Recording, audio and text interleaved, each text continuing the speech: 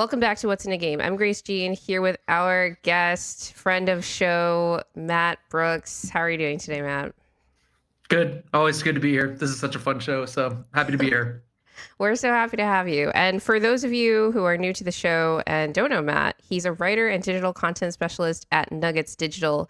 So he's basically the basketball equivalent of state-sponsored media, as we like to joke.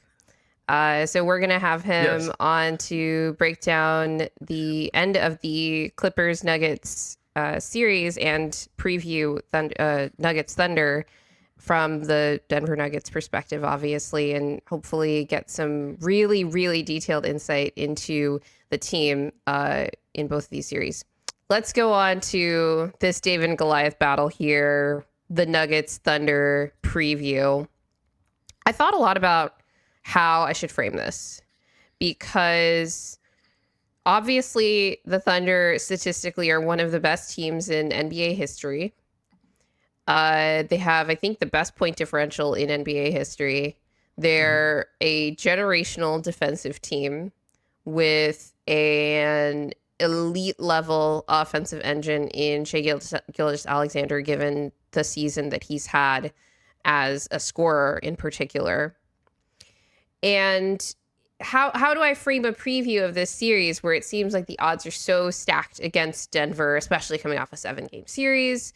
They're headed into game one off of 1 day's rest. And, you know, how do we talk about this matchup, right? So I wanted to talk about what has to go right for Denver to have a chance at an upset in the series. And for me, the main thing I had to look at is that Denver has to win with math. Because so much of OKC's amazing metrics are they win things like points off turnovers. They're not a great rebounding team on either end of the floor, but they win so much just off points off turnovers and being an efficient team and not turning the ball over themselves, that on top of just how good they are defensively builds them so much margin in all of these games that they play. They are a juggernaut, but they're not an unbeatable team. They had, I believe, 14 losses this season. One of them was against the Eastern Conference. So they have lost to West teams in the past. 2 of those losses came against the Denver Nuggets in the regular season. But I think that the way that Denver breaks through in this series is by winning the margins math-wise. And in particular, they have to win this series with their offense. Now, to be fair, I said the same thing about the Clippers series, and they actually won multiple games in that series where their offense didn't show up, but their defense did. And obviously in the playoffs, you have to learn to win multiple ways. But I think against an opponent as good as OKC, you have to do the thing that neutralizes or comes very, very close to neutralizing their biggest advantage, which in this case is their defense. So let's talk about the possession battle in particular as the biggest portion of this math game. So when it comes to turnovers, this is a strength versus weakness battle. OKC is first in turnover percentage, as in they turn the ball over very little. They're first in opponent turnover percentage by a wide margin. I think, like in a historical sense, they force so many opponent turnovers more than teams have in several years. I think well over a decade. So they steal your cookies, but they also do a good job of taking care of the ball.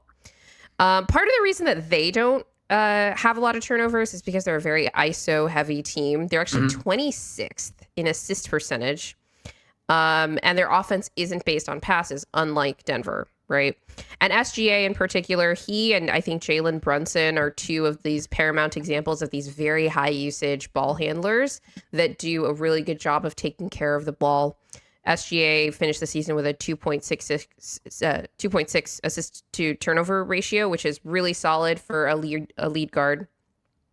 In contrast to that, Denver finishes 15th in turnover percentage, as in they turn the ball over middle of the pack way, which is not great.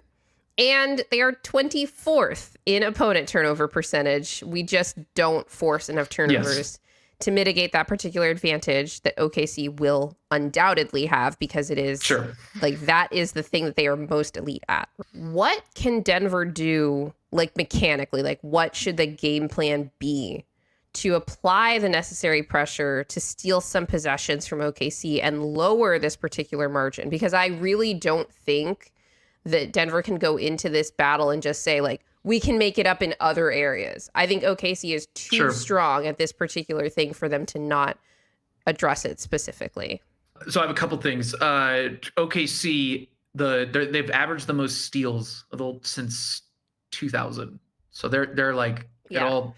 They're like, I thought you were going to say since they started tracking it, which, no. Around then, but yeah. There's teams in the 90s that had crazy steals, but that's before my time. Was it the Bulls? Was it Jordan's Bulls? It's like the Sonics, which makes sense. Yeah, with Gary Payton, that makes sense. But yeah, they're really, really ridiculous defense. Forced you into a lot of mistakes. Denver was 11th out of 16 teams in the first round in terms of turnovers. But they actually average in the regular season, and I just looked this up right now, 13.5 turnovers. They actually average fewer turnovers against OKC than they did for the rest of the season. Oh, that's funny. Isn't that weird? Yeah. So I think those last 2 games that we played against OKC in particular, even the one that we lost in that doubleheader, there was the Sunday and Monday game, they actually turned the ball over fewer times in the Sunday game. I think it was like 7, and then like 12 the next game, I believe. Yeah. Which surprised me when I was just going through the box score. So maybe that side of the turnover battle is a point of emphasis, and it should be. Like, you have to take care of the ball against this team. For sure. And part of it too is that, like, you are going to be able to play through Nikola more and play through him more as a scorer. So you're not turning the ball over if he's, running through Hartenstein or whoever. You're not turning the ball over. It's a little bit easier when, he's able to get to his spots a little more, just be more comfortable than he was last series. So that's part of it. It's funny, like, you bring up the numbers and the math, and like, yes, like, to me, I look at the offense. I feel really good about certain things for Denver. I feel really good about Nikola in this series. I feel good about Jamal getting to his spots in this series. I'm interested if they blitz him as much as the Clippers did, because the Clippers were really, really, really, really aggressive about showing him multiple bodies. Jamal. They didn't do that a lot in the regular season. It's funny. I look at the other side of the ball is what, to me, is going to win this series for Denver. Mm-hmm. Mm-hmm. Yeah, so that's what I'm talking about here, especially with the turnover battle, because if we could not only kind of mitigate that advantage, but maybe gain ground on it, could we force more turnovers on OKC somehow?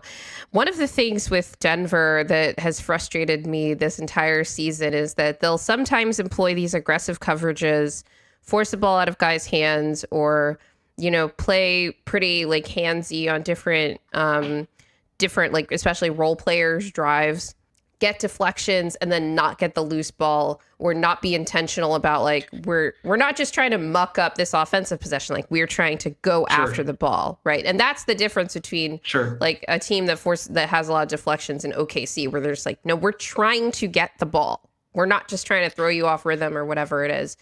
For me, I'd personally like to see more like intentional swarming of OKC's various ball handlers, especially the non-SGA ones. SGA, like, Shea has a bit of an advantage in that everyone's scared to get near him because he's so good at drawing fouls in these various situations. If you try to go after the ball, so he gets like similar to Embiid in this sense, really, where you're watching it, you're like, why does this guy get so much more space when he's operating offensively? And it's just that. It's like, we're trying not to send this guy to the free throw line. But obviously, they could take a look at, like, who's the ref crew today? Are we going to be able to, like, get at the ball and kind of avoid some of those more grifty fouls, but still, kind of get into him? But even the non-SGA Thunder, who really... he's the only one that draws fouls on that team on a consistent basis. They're one of the worst, free throw attempt teams, which, you'd think with their star, who's such a high usage guy, they'd draw more, but they're actually bottom 3. They're 28th in free throw rate.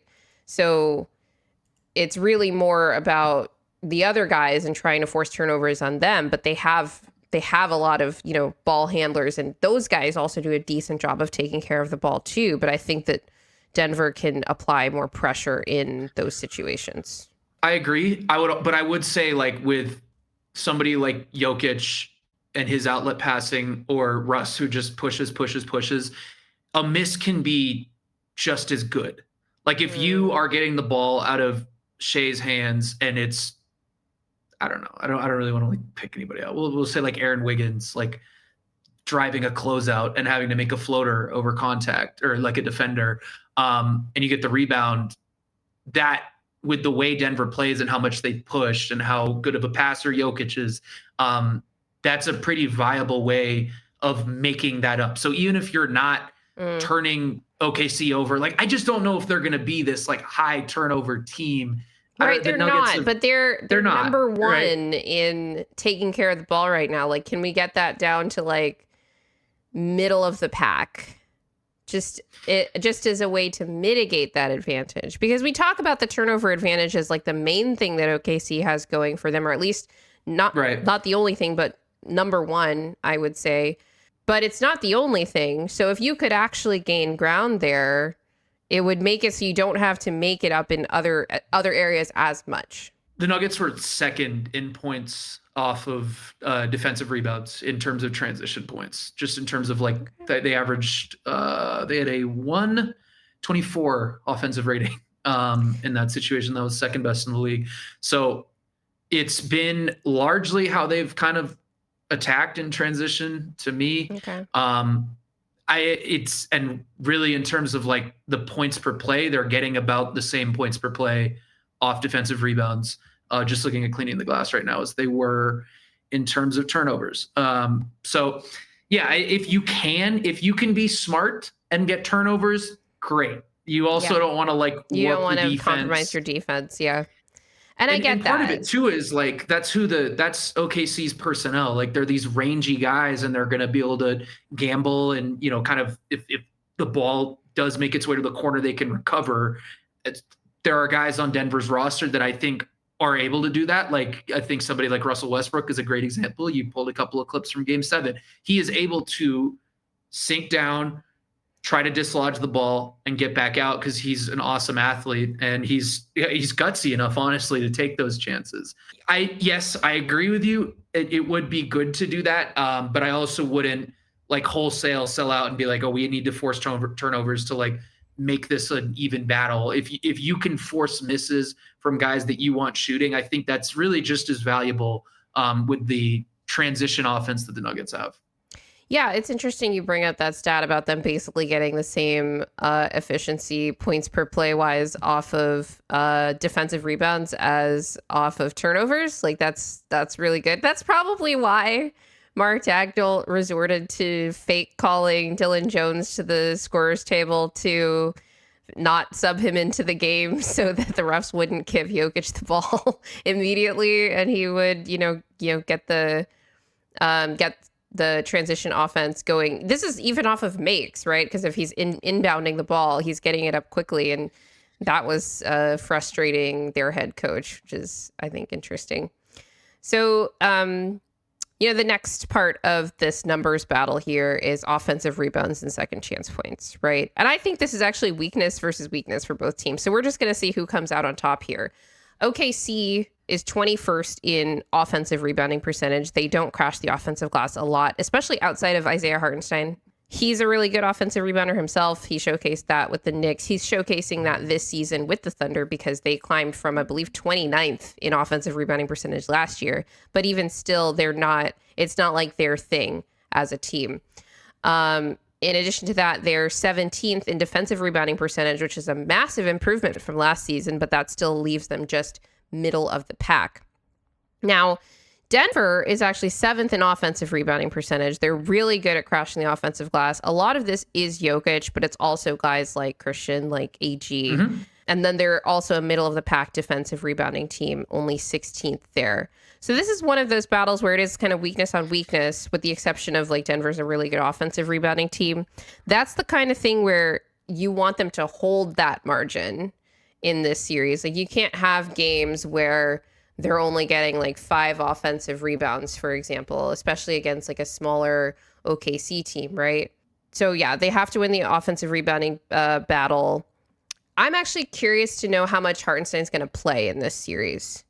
Not because he's not good, not because he's, not necessarily like a good matchup in this series, but we'll discuss this when we get into the lineups a little bit. OKC has a couple of different things that they can do with their bigs, where they can play them together or they can play them separately. So it's not that Hartenstein won't play, but I'm wondering if he's going to be playing 35, 40 minutes a night versus 20 to 25 minutes a night. I agree with that. And I think that's going to impact this offensive rebounding battle as well.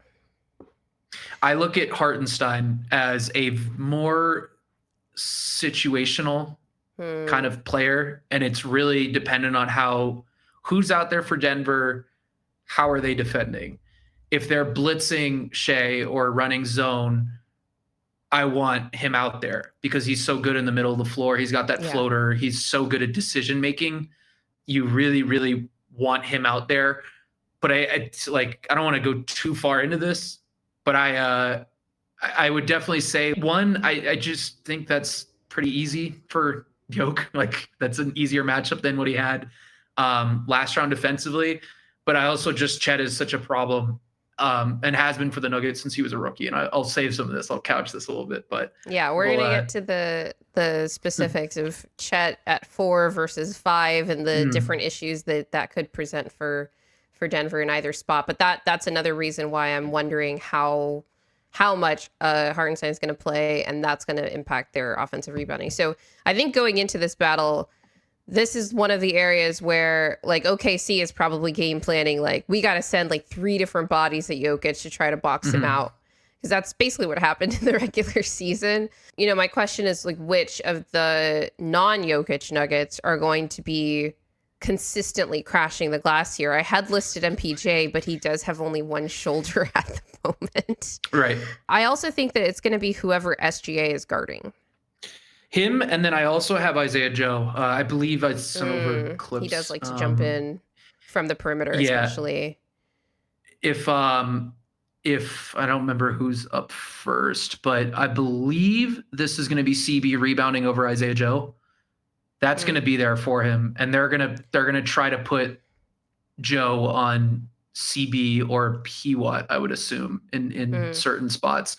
And then I also had AG, who didn't play in 2 of the games. 2 of the games. He can also just have a lot of activity on the glass, especially in those lineups where it's, hey, we have Chet at the 5. We're trying to space you out. Cool. I'm going to have AG come in there and crash. And, they're going to have to make decisions of, do we want Chet to stick with Nikola, or do we want to have him try to crash the glass? Is he even going to be able to box out AG? Those are the 2 guys I actually had circled. I would say Mike. I really would. My general vibe for Mike this series is any production you're getting is awesome. And I don't mean that as like an insult to him. I really mean like he's a warrior for going out there and playing through what he's playing through. He's made his threes. He's been so accurate from distance. And that's probably the big expectation for me with Mike this series, is just continue to make your threes. Like, you have one arm. Like, I'm not asking you to go out there and like box out Lou Dort or whatever. Like, I think those 2, AG and CB, are the 2 I definitely have circled. Yeah, that's actually a great transition to the last part of the math battle that I've got here, which is the 3-point shooting. Neither of these teams are really high volume 3-point teams, but obviously Denver is the lowest volume 3-point shooting team in the league, 30th in frequency, but 5th in percentage. Meanwhile, OKC is 16th in frequency and 6th in percentage, so they're pretty efficient on their looks, and they take them at a pretty like middle of the pack clip. Now they're not going to bludgeon you from the 3-point line, but again, like every other team in the league, they take more than Denver. But I do think that that's an area where Denver can actually make up some of their margin here. So in 3 of the 4 matchups that Denver played against the Thunder, 3 of those games fell in the top 15 of the Nuggets games when you rank them by 3-point attempts. Sure. And I think that a large part of that is how the Thunder guard Jokić. Jokić in particular, but other players as well. They really like to pack the paint, right? Yes. Now, in our last win against OKC, we actually shot 56% from 3. It was the most efficient jump shooting game by a team in like over 20 years. On a And back-to-back. on a back-to-back. And in that game, we lost the 3-point battle. You might not recall, we lost the 3-point battle 18-19 makes. And that's in large part because Lou Dort went 8 of 14 from 3. Basically what Jamal did in game 5 against the Clippers, at least from 3. Yeah. And there was actually a good question. I was on a Twitter Spaces yesterday, and somebody asked this about the kind of difference between working up your game plan to take advantage of what the other team is going to give you versus losing your own identity. So they basically asked, should Denver work to actively increase their 3-point volume and kind of play into does that play into the enemy game plan? That, the language of it, like, are we taking advantage of their game plan or are we playing into it, right? Like, are we falling into their trap? Yeah. Because OKC gives up so many corner threes in particular, and we normally don't take a lot. We're actually 20th in attempts per game from the corners. Or is it more important to figure out a way to sort of do what we do and play our game in attacking the paint with brute force, right? This is Jokić, this is AG. Sometimes it's Jamal as well. It's definitely Christian's game when he can, especially in transition. Well, I guess I would ask how you're doing that. Like, you could say, all right, we really want to shoot threes, but like, what does that look like? Like, I guess you could run more like screens where a guy's coming out of like an exit screen, which is like basically a flare screen that opens up a corner three. Like, you could do that. But like the Nuggets play how they play. Like, that's kind of a big part of it is, all right, we're going to play through Jokić and teams are going to double him in the games. I don't know if it was all of them, and I don't know if this will remain consistent, but definitely in the last 2 games, OKC would help a lot off the entry passer on Jokić when he's posting up. So the Nuggets would just take MPJ and they would have him one pass away. Well, that's a bunch of above the break threes, but they're from MPJ, who's, your best shooter. So those are good looks. But it really, at the end of the day, it's just going to come from, hey, this OKC defense is really aggressive. They're going to take away the paint. You're going to get threes because of how much they sell out and how much they play the math game. They go, okay, well, we think we would rather live with this guy taking however many open threes versus Jokić posting up and scoring 35 points and the Nuggets scoring 70 points in the paint. Like, they play the math game. There's a lot of that to how they defend. And I sent a clip of this, of just the different shots that the Nuggets made from deep. And you can just see, like, Russell Westbrook, he's from the right corner. Is that the corner he's good from? That's the corner he's really good from, right? 50%? I think it's the left corner, actually. The left corner? I'll look this up. Okay. Either way, he's good from the corners, but there you go. Help from Lou Dort on Nikola, kind of posting up middle of the floor. You have more of these. You see right here, Aaron Wiggins tries to dig down or stunt at Jamal, and you basically end up with a corner three from P-Watt, and P-Watt's been really good from the corners. Those are just the type of shots you're going to give up. I think naturally, by running your offense, running it through Nikola, running it through Jamal, you're going to end up with more threes because of the opponent that you're playing. I don't think you need to like change how you're going to play. You just need to play your offense. There you go, another open three, because of how much they sit in the gaps. That's how OKC is played. So, and I think continuing to trust those guys too, right? Because there's obviously, a possibility of trying to shoot over double teams or shoot over, maybe less aggressive help, depending on how aggressive OKC decides to be with their shading and their help, off of those guys. And that's going to be, part of it too, because if they're not shading or helping too aggressively and they're trying to bait the corner pass to either try to get a deflection or whatever, or just try to get the ball out of your hands, and then they're able to, like you said, OKC has all these athletes that are able to recover really well. That presents a different dynamic too. I just, elaborating on that, I think there will be games in this series, no matter how long it goes, where Denver is sort of trying to decide whether they really want to like get into the paint more and try to get the best shot possible, as they like to, especially Jamal, especially Jokic. Like they're trying to create interior shots, right? But, and I noticed this a lot versus the Clippers, especially in those really high turnover games, that forcing that issue, especially too consistently, led to obviously worse outcomes, because a turnover is worse than a missed shot, right? Because you're letting them go down the other end, and then your defense is getting cooked too.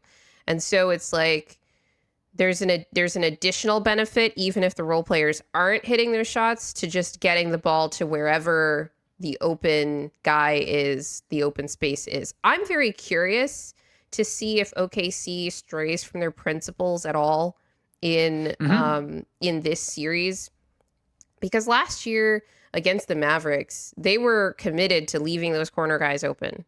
Not so much above the break. Like they did get, like the Mavericks did get shots above the break, but it was a lot of corner shots for Derrick Jones Jr. and PJ Washington. Some of them contested, some of them not. Some of them fake contested, like just way too late to actually affect the shot. And like we talked about in the Clippers series, and this is a different team, so they might be smarter about this. Are they going to just leave Russ wide open just completely? Are we going to see what we saw from OKC in maybe, that last game that we played them, or in the other game that we won much earlier in the season, where it was clear that they weren't giving like their full effort defensively? That was another game where we took a good number of threes and made a good number of threes in there too. Julian and MPJ in particular were really feasting there. Or are they going to go like whole hog, like we're going to close out on everybody, it doesn't matter who? Because they're capable of that too, right? And I think that's where some of our shooters, that even if they're inconsistent shooters, like they're better shooters than they are necessarily like closing out or attacking closeouts and trying to make a play. I think that the question isn't just generate corner threes or not, as like the deeper into the series you go, and the more OKC maybe changes some of their tactics. All right, let's talk about what Denver's offense needs to look like in this matchup. So I'm just going to kind of give my little spiel here. The most important part of this matchup is that Jokic needs to cook. He is really the only player that has a clear advantage at his position on the offensive side of the ball. He definitely struggled against Zubac and Ben Simmons. I thought Ben Simmons did a great job defensively on him in this series, and those small ball looks, to my chagrin. Like I was not a fan of all the stops the Clippers were getting there. But like you alluded to earlier with Hartenstein and Chet, this is going to be a completely different level of, strength that he's going up against. Somebody compared Jokic going from Zubac to Hart and Chet to taking the weight off of your baseball bat or out of your baseball bat. I compared it to Rock Lee taking his ankle weights off during the tuning exams in Naruto. And he's going to need to look to be aggressive. And I do wonder, we talked about how Jokic had a pretty good defensive series against the Clippers. I don't know if he's going to have necessarily that same level of defensive series, because we're going to need him to be even more aggressive as a scorer in this one. So my question for you here is, based on all of these clips here of Jokic, like he scored really well in these games, with the exception of, if you look at the overall season numbers, it doesn't look great because that opening night was so bad from when we played OKC on opening night of the regular season. He was inefficient and he didn't get a lot of shots up. It was pretty rough. There were tons of turnovers, etc. But in all these other matchups, I'm like, I don't really see what issue he's having when they let him go one-on-one. But how do you think OKC is going to start the series guarding Jokic? And do you think that will change if this becomes a longer series? Probably single coverage, I would assume. I don't know. Okay. I don't know. Maybe they do show help. I don't know. I haven't. That's a good question. I don't know if I've thought about that all the way. I would probably try and just guard him like with the traditional center in Hartenstein and kind of see how that goes, and just sort of be like, hey, like we brought him in so we could make Chet a roamer, even though I don't think Chet as a roamer is that might take a second to click. I haven't felt like he's super impactful in that role. Chet as a roamer? Yes, Chet as a roamer. Okay. I don't know. It's not like a Gobert thing to me. I mean, which again is like to the best possible version of this. DPOY. Yeah. I know. So but is it like it's a not. Is he have a 7'11" wingspan? Like, yeah, it's really more of a feel thing. You have to have such good feel for that playing that kind of off your guy and then giving secondary help. There was a clip in there 7'9". somewhere of him, of Nikola matched up against Hartenstein and then just spinning away from the help. So even if you do help, he's going to be able to get to his floater, go in the opposite direction. But yeah, I mean, I think you probably stick with how you're guarding him, and they can get creative with this. Like they have such strong forwards that really honestly, like their forwards are their guys with their strongest core strength. So can you put somebody like Lou Dort on Jokic or Jalen Williams on Jokic? And maybe that's honestly a better option. Cause I look at Hartenstein and he doesn't have the core strength. Like, yes, Chet gets moved, but Chet has a wingspan. He's got a high center of gravity.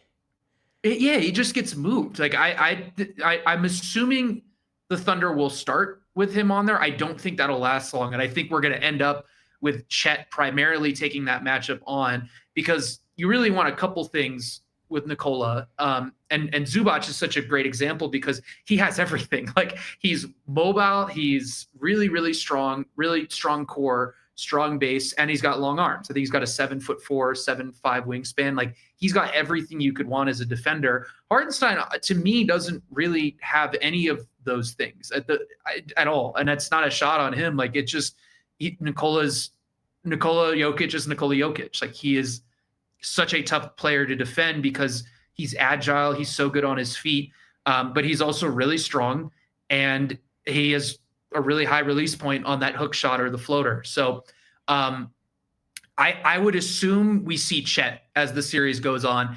And if that doesn't work, maybe they just try to junk it up and you start getting these Lou Dort possessions, or you're trying to get Jalen Williams just getting into Nikola. They're smaller defenders too, so they can be more physical. They can probably get away with fouling a lot more.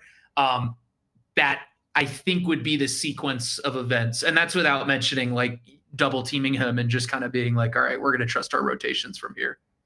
One of the things that you did in your round 1 series preview was talk extensively about the different ways that the Nuggets are good at targeting mismatches and attacking mismatches. So not just getting those switches, but just attacking them in different ways, both on and off the ball. And it really manifested throughout the series against James Harden. I wonder, in a situation where you're putting like a Lou Dort on him or whatever, that means Lou Dort isn't on Jamal. And so let's talk a little bit about Jamal and what he could do in this matchup. But I think it's probably a bad idea to let Jamal kind of get loose with some of their lesser perimeter defenders. Now, obviously, they have a lot of them, right? They've got SGA, they've got Caruso, they've got Case and Wallace, etc. If you look at the numbers, whenever Jamal faces OKC, his efficiency isn't great. But something that always stood out on the film, and this was true even last year when I was going through film to do prospective series previews and kind of focusing on Jamal specifically. So just over the last 2 years, looking at Jamal in this OKC matchup, I'm like, I don't know. He's literally just getting open shots and missing them. Yeah. Obviously, this highlight reel is him making those shots in these games, right? And honestly, over the course of the 2 years, we haven't seen OKC change up their coverage on Jamal. They haven't really had to. It's a lot of drop and chasing over the screen with Dort, sometimes Case and Wallace, and then switching in bench units. In the event that Jamal does have a game like a game 5 or a couple of games like game 5 against the Clippers, where he kind of breaks loose and starts making all these shots that he's getting, do you think that OKC, if they want to cool him off, like what do you think they're going to do to switch up those coverages when it's like they've used all their different defenders, but they haven't changed the coverages they use on Jamal really in any of the matchups that I've watched. Probably blitz or just bring that third guy into, like LA put a lot on tape in terms of how to do that. Yeah. They did that mostly end of games, especially early in the series.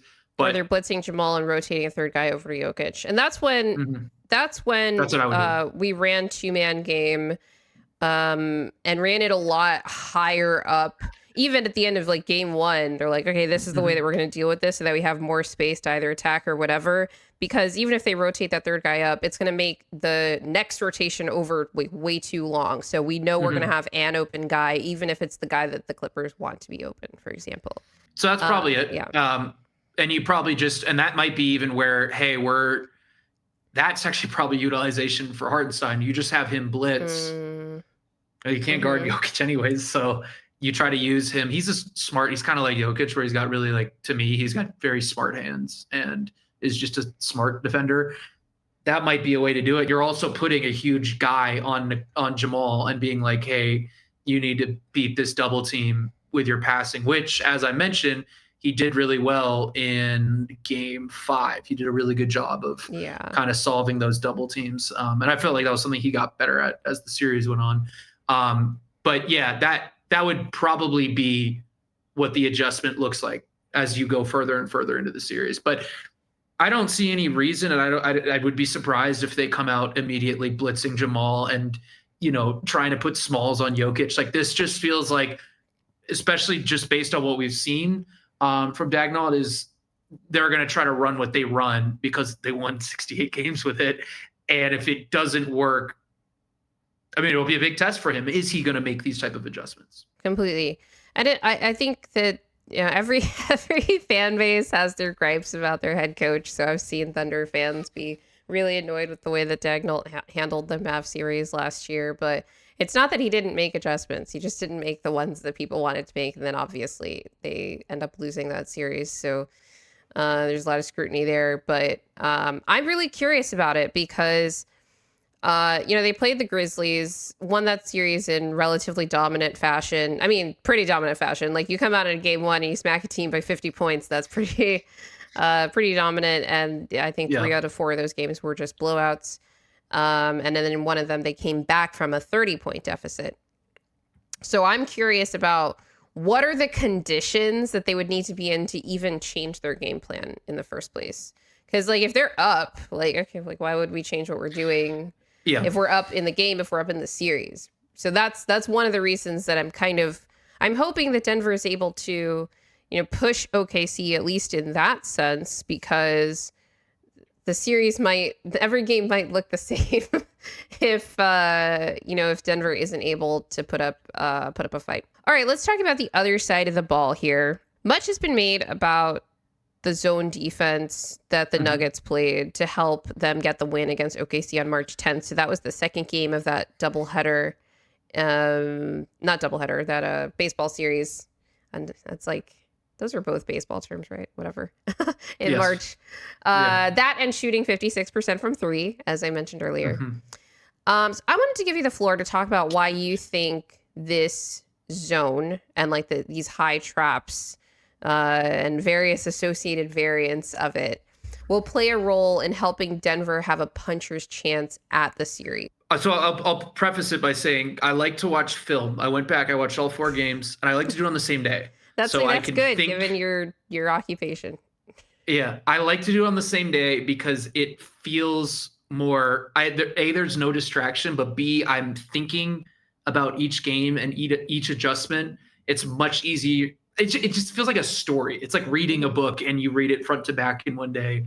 And for me, it's a lot easier to chunk this stuff and see what happens. So all these zone clips are from, I believe, the first 2 games. And that's really early for the Nuggets to be running zone. I mean, there's guys out there that are not even in the rotation right now. This is a 1-2-2 zone. They're not running that as much now. So it's a different type of zone. All of them have different advantages, disadvantages. But the point being is that it really stagnated OKC. OKC, after the first month, was, I believe, 10th in offense. They were this awesome defensive team all year. But offensively, maybe not as smooth. That was a big story for them early in the year. Yeah. And you kind of see it. This is just stagnant, timid. Guy's not like a guy losing the ball. This is, in theory, what you want your zone defense to do, is to slow an offense down that's humming, take away pick and roll, take away isolation, and you're going to live with other things. You're going to live with rebounding. You're going to live with, the threes that you could potentially give up. So that's kind of the zone, how it works. Now, if you could pull up the counters clip, everything from these clips are from the mini series. And to me, it really tells the story of how much OKC improved offensively. Like, that's a team being patient, waiting for the perfect drive and kick opportunity, and eventually finding the corner man. Can I just point out something that's different in these clips compared to the early season clips, is that Caruso's playing. And he is, he's varying quality in terms of a play finisher, but he's a really smart veteran. He used to play point guard. Yes. And so he does a decent job of sort of organizing the floor to help his team attack these exact scenarios, right? Sure. Agreed. Here's another counter. You get the guy in the middle of the floor. It's Chet Holmgren, who's good from mid-range. And that's just something that, hey, like, okay, we're seeing zone. Yeah. This is one run. Where you wanted to see Russ be more like he was against Zubac, like the guy caught in the middle, right. But I'm kind of hounding him to try to get the ball away, because otherwise we're probably getting burned on this possession. This one is, you angle your ball screens. You have the top two guys at the zone. If you angle him down the middle, and JDub and iHeart are such a good combination in that screen and roll game. Now the zone warps, and you're ending up with a corner shot from Caruso. Maybe, Denver's like, oh, we don't mind that. Caruso's a mid-tier 3-point shooter, but it's still an open corner three. Right. And that's kind of what you're looking for. And again, there's so many different counters that they showed. This one, ball reversal. Watch Hartenstein. He literally is a moving screen, by the way. Just pulls Christian Braun down. Now you're setting up an ISO. Yeah, he's just blocking here. Which, hey, you can do that stuff in the playoffs, depending who's calling it. This is an ISO for Shea. So to me, the big point of this is a stagger screen for Isaiah Joe. So you can run your offense. And I don't know why teams don't do this against zone more. Run your offense. Do what you need to do. Set these inside ball screens. To me, watching a young team, you don't have to solve the zone to get a good shot against it. Right. Right. And it doesn't mean you just spam pick and roll, but this is like, there you go. You're patient. You wait for the zone to pull up. This is another inside ball screen on the top guy at the zone. And it warps the zone, pulls the zone up, and you end up with a shot at the rim. Same thing again. If you angle your screens, this is actually from the November game, I believe. You end up with a corner three. So point being, I say all this stuff not to be like, oh, this is not going to work. It's really more of a testament to OKC, to me, how impressive they are as a young team, being patient. To me, they're more patient in these clips than the Clippers were in that series as a vet team. They're being smart. They're getting into the paint, and they're finding the guy in the corner. And those are the type of shots that you're eventually going to give up with zone. And I would really describe zone as more of a change-up pitch. Like, if you are in a position where, hey, like Shea keeps getting to his ISO game in the mid-range, or we're having trouble guarding JDub and Isaiah Hartenstein and pick and roll, great. Throw zone out. Like, see what you can do. OKC has their counters. Everything I just show is all the stuff that they can run. But, hey, maybe you're in that moment where that group out there is not prepared for that, or it's a group where there aren't as many creators, and Alex Caruso isn't out there. It's a really situational tool, and anything that I'm going to show here are going to be situational things. You can't just run them for a full quarter. And I think that's the hardest part about being a coach, is knowing when to push that button and then when to stop pushing it. That's, to me, easily the hardest part of coaching. Everything else is just like managing personalities and everything like that. But I just was really impressed, honestly. And it was a cool way to see how OKC's evolved, because you can look at the numbers and you can say, oh man, they were like just outside the top 10 in offense at the beginning of the year, and they shoot up to second. But to actually see it on film and see how much more decisive they are by the end of the year against certain things is pretty cool. And it's a challenge for Denver, but this is the fourth game, I believe. JDub gets hurt in the second quarter, and Denver, basically what this is like the back line looks like a zone, and they're having the top two guys at the zone just trap at midcourt. It's like a weird hybrid zone thing. And what they're basically saying is we're good with a 4-on-3 because we would rather Shai not have the ball and make all the guys around him make decisions. And it was really effective. And even going back and watching it, I remember it feeling effective in the moment, but watching it back was pretty eye-opening how smart of an adjustment that was. Again, I don't think you can run this for 4 quarters. I would actually really run this whenever Shai's out there without JDub or even Chet, if you can, and try to make those like, hey, we're going to go heliocentric Chet played Shai. in this game, right? He did. Okay. And there's some clips in here. But it was just an effective adjustment, and you can just kind of see like that's Aaron Wiggins passing up the 3-point shot. Right. And he doesn't pass to Caruso in the corner when Peyton comes over to help. So that's the difference when you've got like Caruso operating versus kind of hanging back in these situations. I do think that he has made a lot of the difference in some of the clips, the previous clips we saw with the zone counters as well. And maybe we'll see that when we get to the high trap counters. And the thing about this is this is like the only game they did this. So similar to how they figured out counters to the zone, there are probably plenty of things that they can come up with against this. But it worked in this game. And that's going to be a lot of what these playoff games come down to, is if you can pull something out and it works for a quarter, like it worked in game 7 against the Clippers running a zone. So this last one was interesting because it was actually in the first quarter. So JDub hadn't left the game yet. He didn't leave until after halftime, but I think he's on the bench at this point. Yes. Right. Yep. So we could run it, like you said, in those minutes, even if he's healthy in the game, et cetera, but not on the floor. Sure. Chet's on the floor in this clip too, which is interesting. And they end up with a floater from him where he's kind of pushed off his spot. So yeah, one of the counters I immediately think of is that Shai should go get the ball again, and not be like, okay, well, I guess I'm not in this play. I'm out of this possession now that I've given the ball up. Now there's the advantages of this is a really nice connecting pass that Casey Wallace makes to Isaiah Hartenstein rolling, getting downhill. When you're working with a 4-on-3, you're able to pick a little bit more of where you want the ball to go. So they basically overload this side of the floor. Aaron Wiggins kicks to Lou Dort in the corner. And I actually have 2 clips. First clip, he misses. But I want to illustrate that just because you miss doesn't mean you should kind of go away from it. Because here you end up with a shot for Lou Dort in the corner and it goes in.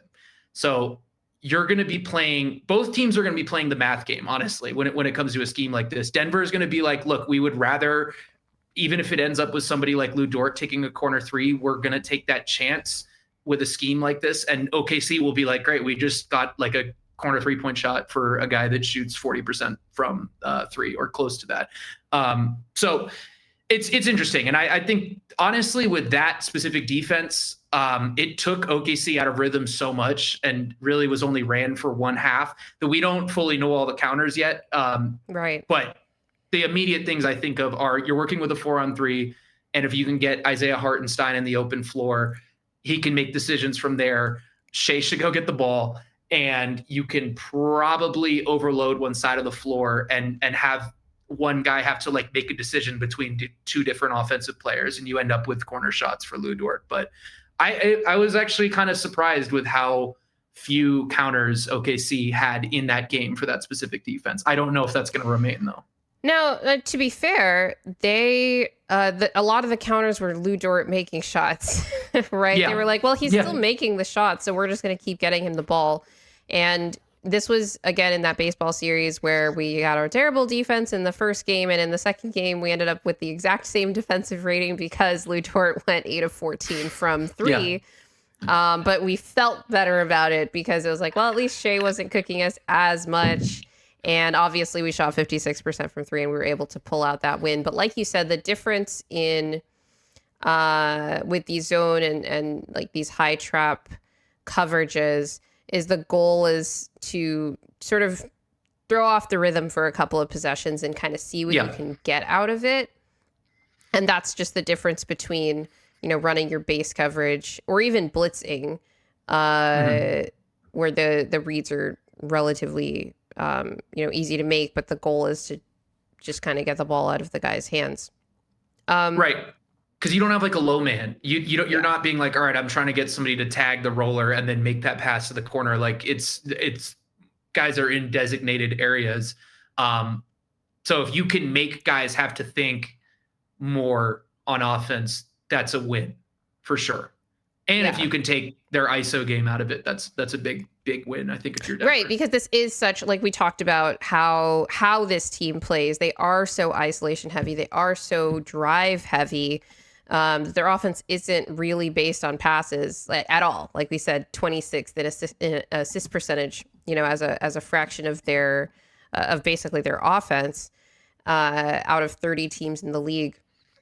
And I also understand like not wanting to run it for like a full quarter or at super high volume, because in addition, like teams can figure out your zone and maybe attack the seams and get the shots they want anyway. But even if they don't, and all they're getting are these corner threes from poor shooters, as we saw last series with the Denver Nuggets, sometimes those guys just make all of their shots, and you end up trying to go against a team that is beating you in the math game.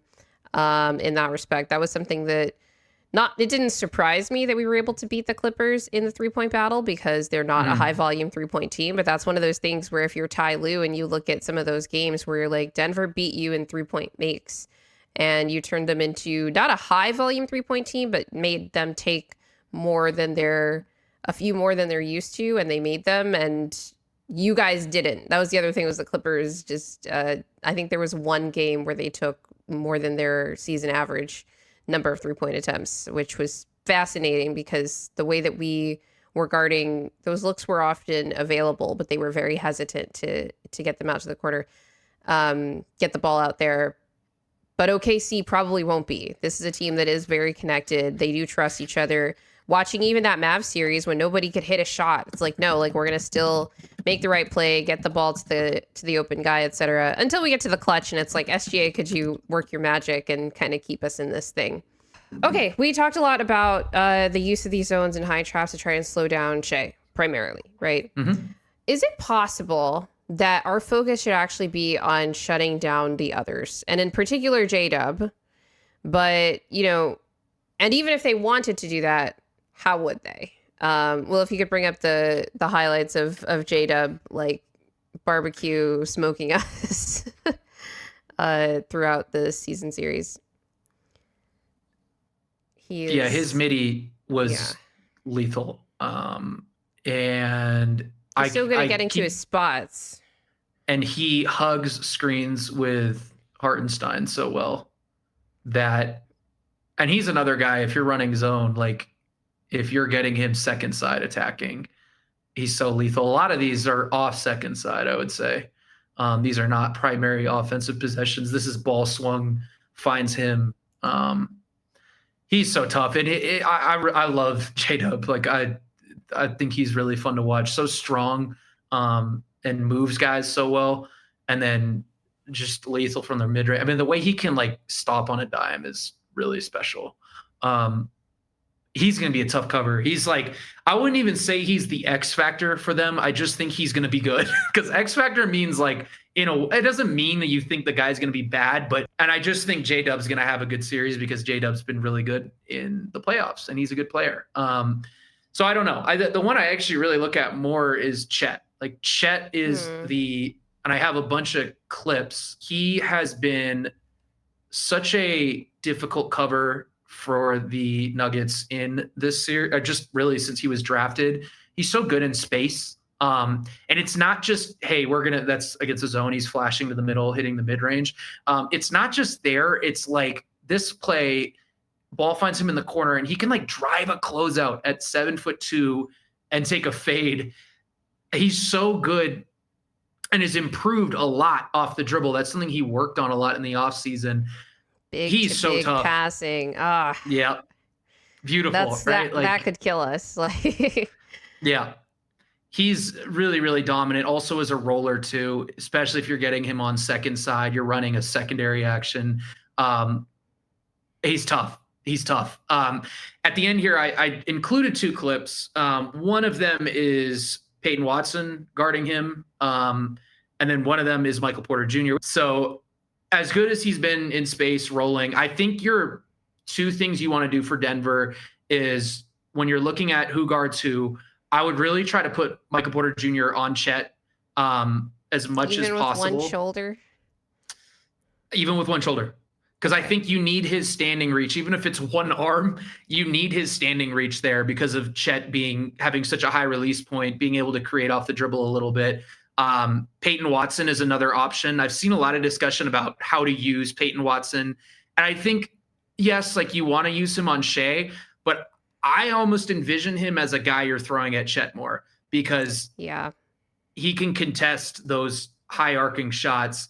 And because Chet is either in the corner or close to the rim in the dunker spots, you can actually use him as a second side guy, have him crash weak side and try to sky for some of those blocks that he's obviously pulled off a million times.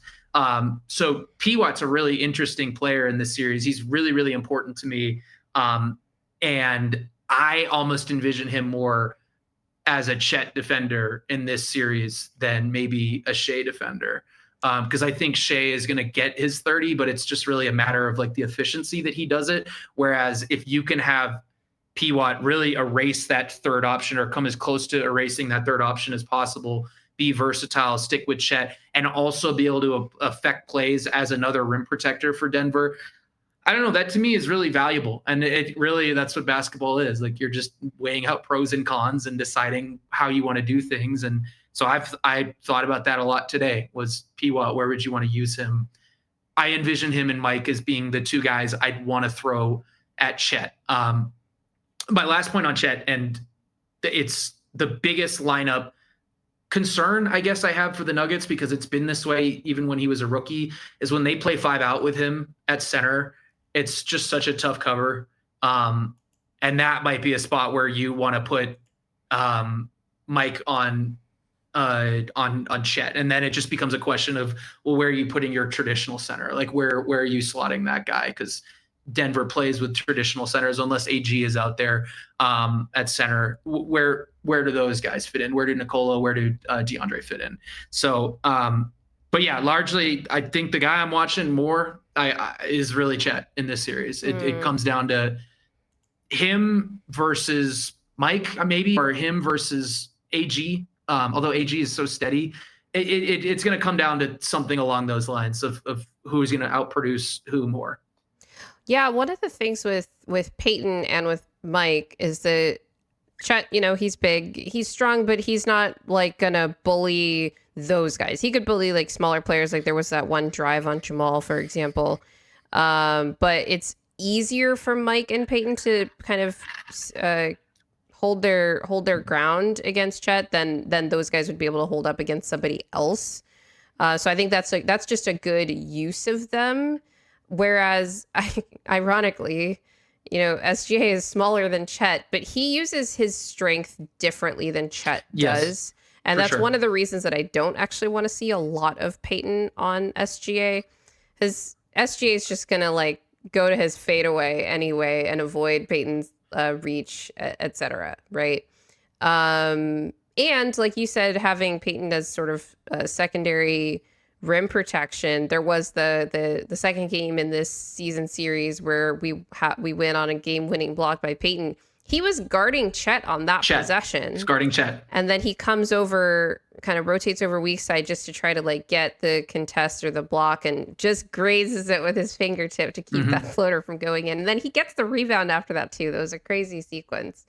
And, the last question that I had for you here about this matchup is, anticipating the impact that bench players would have here. And Peyton in particular is a player I thought would have more impact in the Clippers series, actually.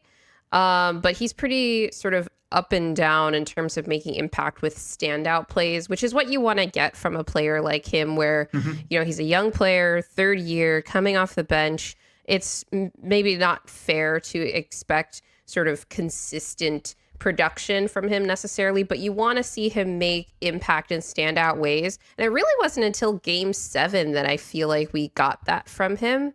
And so he sort of joined in the jamboree of everybody, you know, making great defensive plays and then, you know, getting good offense on the other end of the floor. One of the things I do worry about with him in this matchup offensively is the finishing. And OKC is an even better paint protecting team than the Clippers were. So just being able to not just finish through contact, but finish over through, you know, like weaker contests and things like that, and not turn the ball over when he does have it. I don't know how much he's going to in this particular matchup. But defensively, like you said, there are definitely a variety of ways that we can use him to maximize his strengths.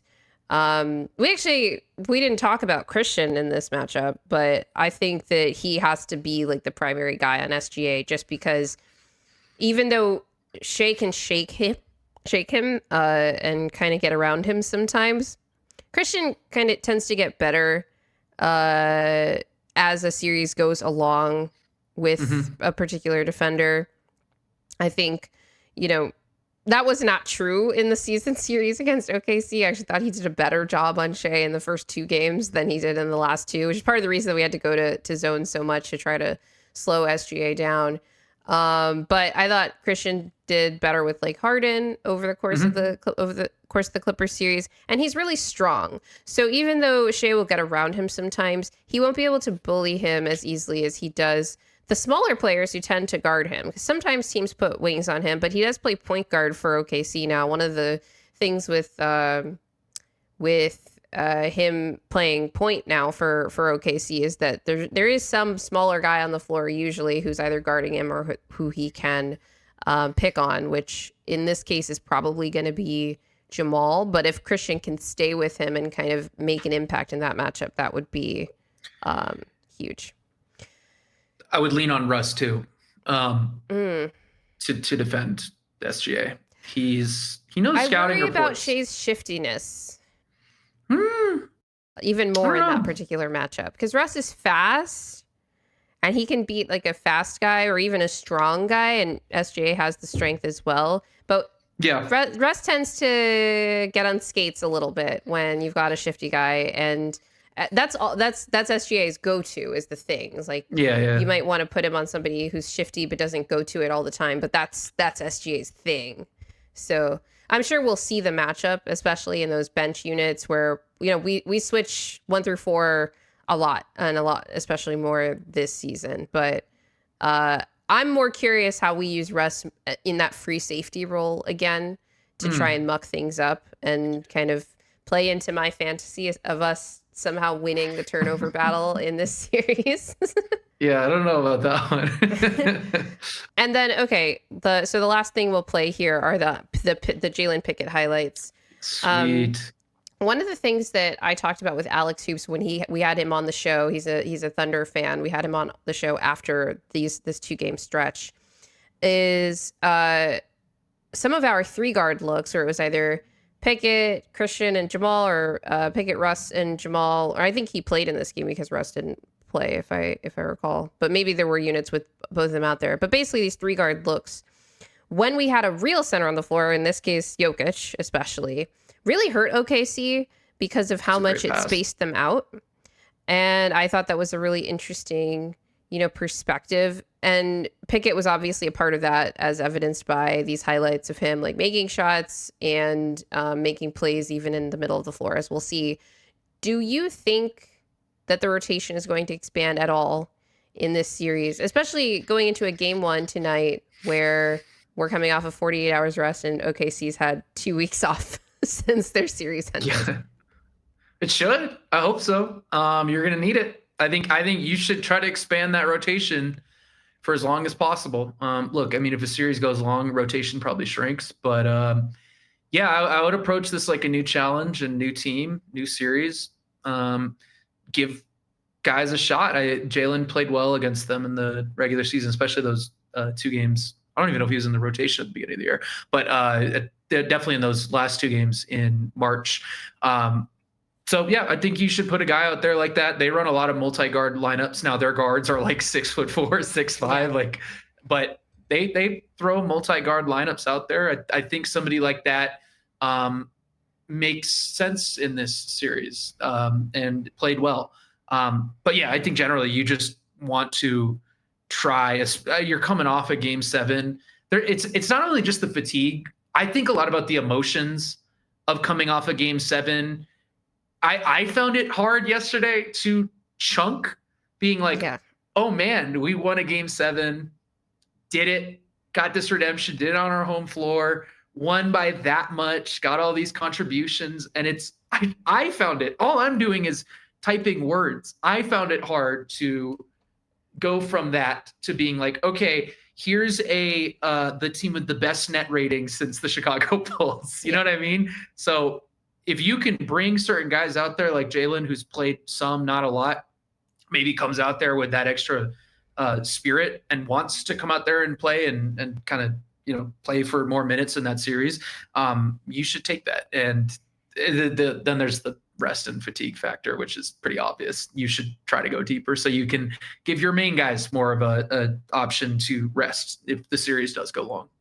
Yeah, absolutely. Well, Matt, we have come to the end of our series preview for Nuggets Thunder. If there's anything else that you'd like to say about this matchup, about what you are hoping to see from the Nuggets, obviously they play tonight. We're hoping to get this show out before the game so that the preview is, still relevant. But it'll be interesting to look back on some of the things that we're seeing as the series goes along to see what is actually manifesting, or maybe it's like game 1 of the Clippers series where I'm like, this is what I think this team will do. This is what I think this other team will do. And then both teams come out in a zone that they've never played against each other in the regular season. And the whole thing is, out the window. No, this is it. I just talked for like 2 hours. So I think I've said everything. I hope I don't have more to say. Oh, but you always do. And that's why you're, a great writer for Nuggets Digital. Everybody should check out Matt's work at, is it nuggets.com? Yes. So you can check out all of his, post-game and analysis at nuggets.com. And I'm sure you'll be producing some video content at some point, maybe when you have a day off. But it's difficult with every other day games in the playoffs now. Sure is. Thank you so much for coming on the show. We really appreciate having you. And, hopefully the team is still playing for a while now in the playoffs, but we'd love to have you at some point much, much later in the off season as well. Cool. I'm down. Yeah, this is always fun. I love sitting down and doing this and kind of spitballing ideas. I feel like I have a better grasp on the series now too. So just hit me up. It's always fun, and appreciate you guys for having me. For those of you who made it this far, thank you so much. You must like our content. But if you don't like our content, please remember to hit the like button and hit subscribe, hit the notification bell, and leave us a review. Again, we're trying to hit that 1,000 subscriber mark before the end of the playoffs. That would be awesome. Follow us on Instagram, TikTok. All our social links are in the description. And always remember that winning is fun and losing sucks.